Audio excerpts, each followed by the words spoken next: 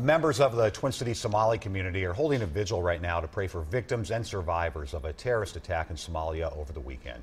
A Minnesotan is among the at least 300 dead. Ahmed Eo of Bloomington had been in the Somali capital of Mogadishu for just a few hours when he was killed in the explosion. Government officials say that the terror group al-Shabaab, which has ties to al-Qaeda, is to blame. But so far, al-Shabaab has not claimed responsibility. Esme Murphy is at the Brian Coyle Center in Minneapolis, where that somber vigil is taking place. Esme?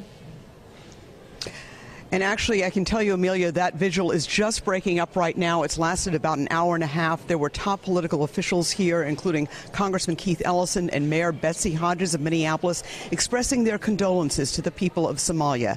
As for the Somali American citizens that were here, many of them have relatives and friends they have not been able to reach since the bomb went off back in Mogadishu, back in Somalia, and others, including State Representative Ilhan Omar, had relatives who were actually in Mogadishu at the time of the blast.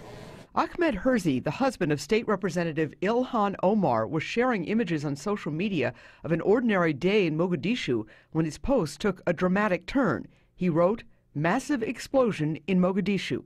For many of his 9,000 followers, including his wife, this was the first they heard of the bombing. I think a lot of our friends, too, on his social media were commenting, like, stop joking. This is not real. Herzi arrived back in the Twin Cities this afternoon. He's lucky to be here, but he also feels survivor's guilt.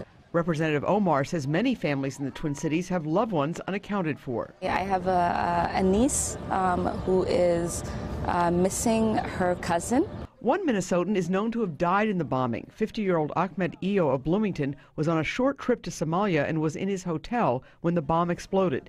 He leaves behind a wife and 3 children.